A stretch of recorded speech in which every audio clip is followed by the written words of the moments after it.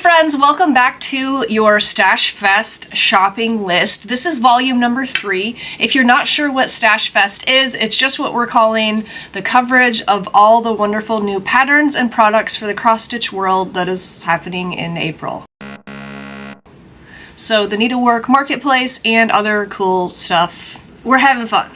Let's continue. This is volume 3.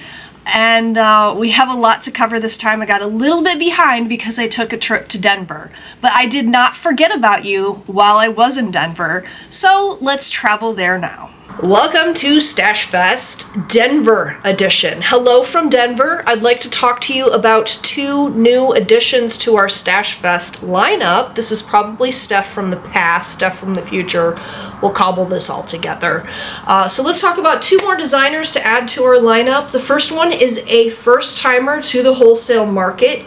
You guys are loving seeing new designers that you had never heard of, and we love talking about them because they got some good stuff. So first up is another first-timer. It is Shaded Stitchery, and the designer's name is Nuri. I'm going to read you her introduction paragraph from the email so that you can know what she's about. It says, "I'm so excited to be attending my first wholesale market and offering my patterns in print. My name is Nuri, and I established Shaded Stitchery in 2022, creating modern cross-stitch patterns that celebrate Black culture, positivity, and inclusivity. I'm a graphic designer by day and love mixing these sensibilities in my cross-stitch patterns." Okay, hold on to your hats. Look at this design. Are we interested? Yes, we're interested. This is array number 1. It's the show exclusive. She says this is the ideal project for zoning out and finding calm in the repetition. Stitch this assortment of abstract tiles in multicolor or monotone. You can see she shows it both ways, multicolored, monotone. This is beautiful. I love the colors in the original. I would not change a thing. Though, beautiful. It's all DMC. This is great. The next one is called Closely Kept number 4, a monochromatic piece.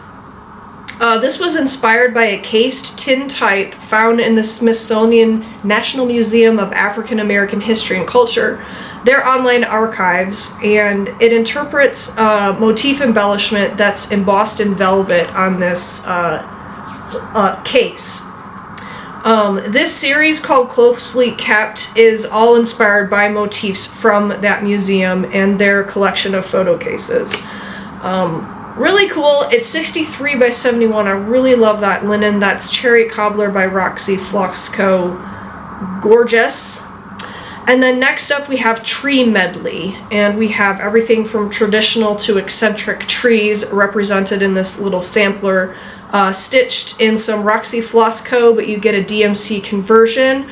This one uses some French knots, but those aren't scary. We're not scared of those, are we? No, we are not. So that's Tree Medley. This is Shaded Stitchery, and we are super excited to add them to our lineup of designers. Next up, your old pal Marty Barrick with Carriage House Samplings is bringing us 3 new fall designs. I'm all about some more Carriage House in my stash, don't know about you.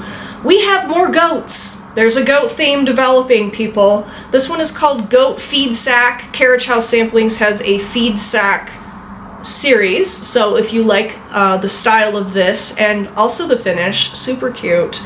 There's a whole series of feed stacks. This is Top Goat Farm, 50 pounds. We have some goats. Goat, because you have to feed your goats, and the goat feed comes in a sack. Next up, Fall Dance. We have some frolicking witches dancing through the air with a delightful bat border. This one is 125 by 115, stitched on Silver Fox by Fiber on a Whim using DMC, but there's also an NPI conversion provided because we both know the Barracks love them some NPI. Last up, the 4th, and I've been looking forward to this one. I could not wait to see this because there was a sneak peek including this ladder with the chickens, and I had to know what's going on. So here we go. This is Don't Forget the Olives. This is the 4th part of the Trudy's Kitchen series, which is inspired by Trudy, Marty and Kathy's mother, and her different kitchen recipes. Love this. And so there's 4. Y'all loved Strawberry Dream earlier this summer. It would be so fun to make this into a 4-patch with all 4 patterns. They are all the same dimensions. They all have the same little, kind of looks like a postage stamp border. This is so cute. I love the purples. She's harvesting the olives. And do chickens eat olives? Are they like waiting for some to fall? Tell me if chickens eat olives in the comments. This is 81 by 96, stitched on some needle bling design, Shrekky tan. DMC and NPI color palettes are both given to you. This is really cute. I did get asked why I wasn't wearing my goose sweater while I was teaching the class in Denver, and the answer was it was simply too hot. I need to be in my cold, air-conditioned basement to be this fashionable. But I am sorry to disappoint all my students. I'm back home and I am in uniform. Thank you to all the students that joined us for the Stitching Shops event in Denver. Beth Twist and I had an amazing time teaching a class together. You all were a hoot. You were so much fun. So many students had never finished anything before and they went home with 1, if not 2 finishes. Here's the project that we presented. It was called The Birdwatcher and the Downy. Mine was the bird, Beth's was the birdwatcher, and we made stand-ups that are easy to put together. It was so fun to be with them the whole weekend. I met some really cool people. Shout out to my favorites. That includes everyone. You were all my favorite. Those patterns will probably be released in the future. So let's get back to the new releases, but first, our giveaway from last video. The last video's stash donation question was, how often do you consume chocolate? I admitted to being a daily connoisseur, and it looks like our winner agrees. Congratulations, Mrs. Ladybug Stitches. You win the $20 Lindy Stitches gift card toward your own Stash Fest. Her answer was, I live on the 3 C's, cross stitch, coffee, and chocolate. So chocolate every day is a must.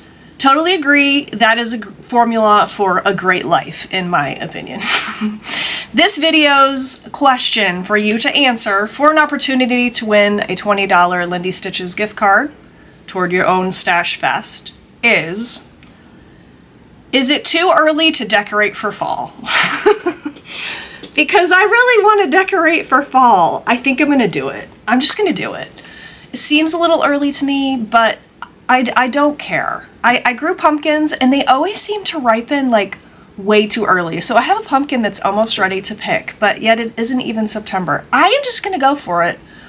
I think I'm just going to do it. I love my fall decorations. Most of all, I think I'm going to bust them out. When do you decorate for fall? You can tell me when you change your decorations out, or you can scold me for wanting to get those out already. Your choice, and I will draw a winner in the next video. So for this installment, we have 4 more designers to cover, and they all have a range of numbers of patterns. Just to clarify, we are not listing every pattern that's being sent to me for the Needlework Marketplace or otherwise. We are being picky and choosy because we don't have time to list 1,000 products.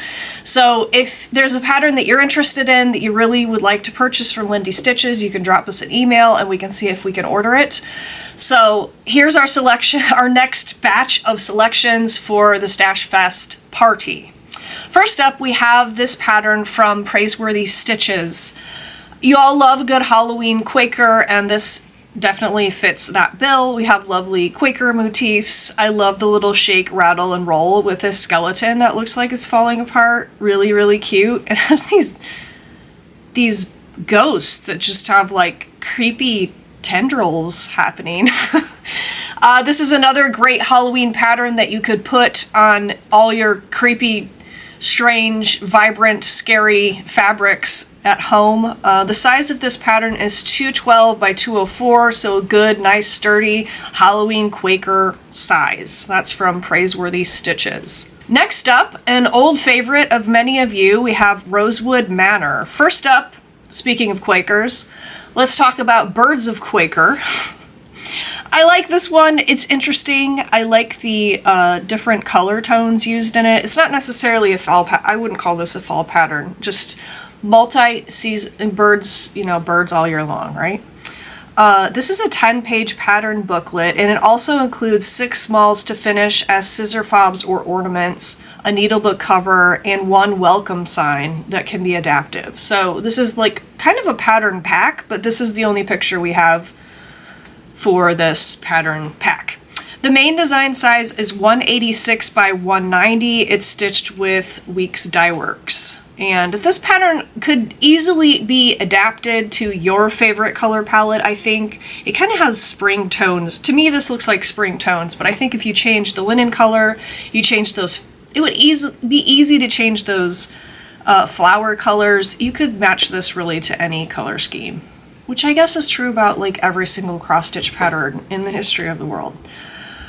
Next up, also by Rosewood Manor, this is called Dove Moor, and this has a very Rosewood Manor feel. She's really good at just combining various borders, motifs, and alphabets into creating a really beautiful sampler. This one also is a booklet.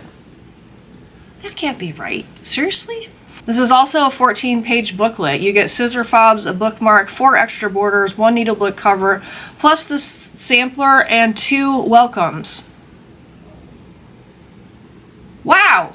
Okay, this is another huge packet from Rosewood Manor of creativity. This color palette really reads retro to me. I'm kind of digging it.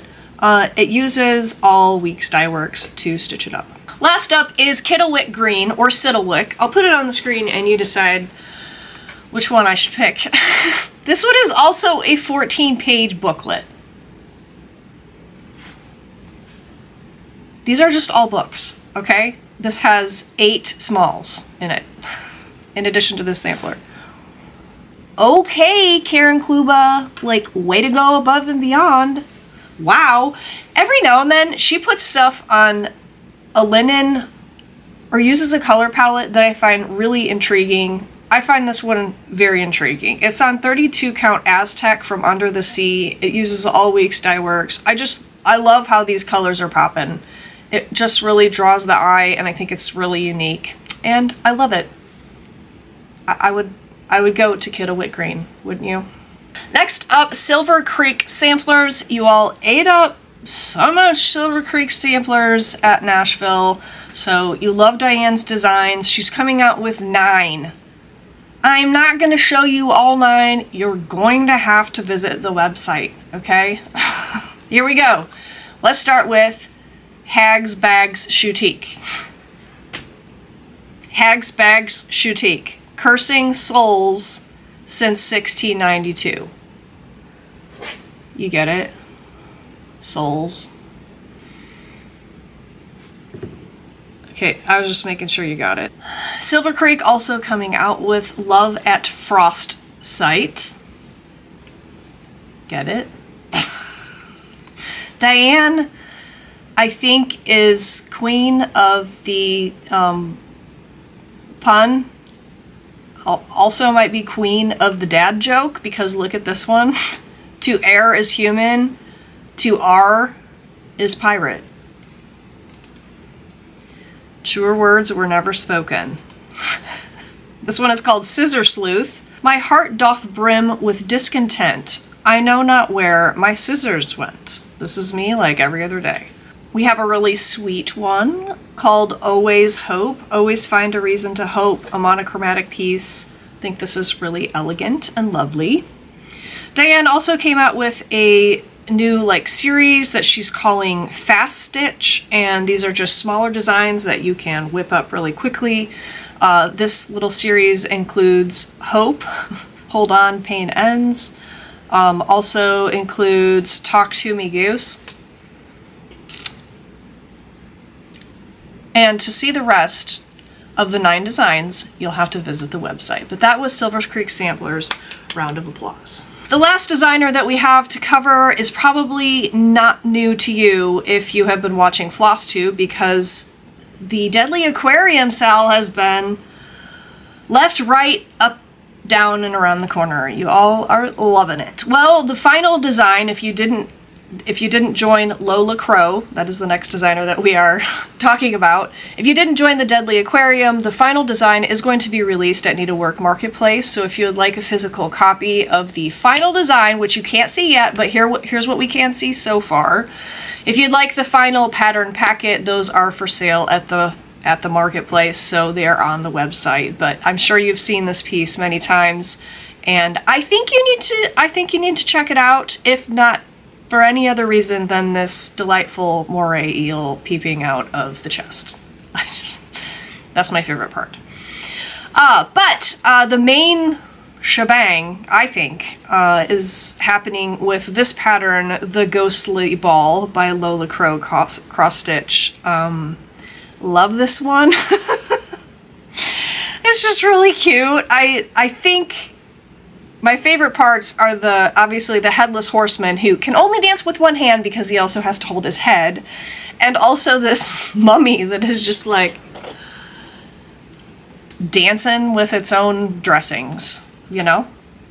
172 by 122, you can put this on any gray or purple and it would look great, but this is Mirage Linen by Picture This Plus. Really adorable. Looks like most of the Lola Crow cross-stitch patterns are fully in DMC, so easy to kit up. Steph's pick out of the Lola Crow patterns is actually not a fall design, which is surprising, but I find this pattern really stunning. It is called the Verdant Cottage, and the use of color here is really, really gorgeous. This just glows. It glows. It's so pretty. It's 102 by 105, so not huge, on our good old vintage country mocha linen. I just think it's so pretty. I would move in immediately. The last pattern that we listed from Lola Crow is called Cryptid Christmas, and here are some of your favorite cryptids in ornament fashion. These are really cute. I think my favorite, if not the jackalope pulling the sleigh, is the bat dude who's ice skating.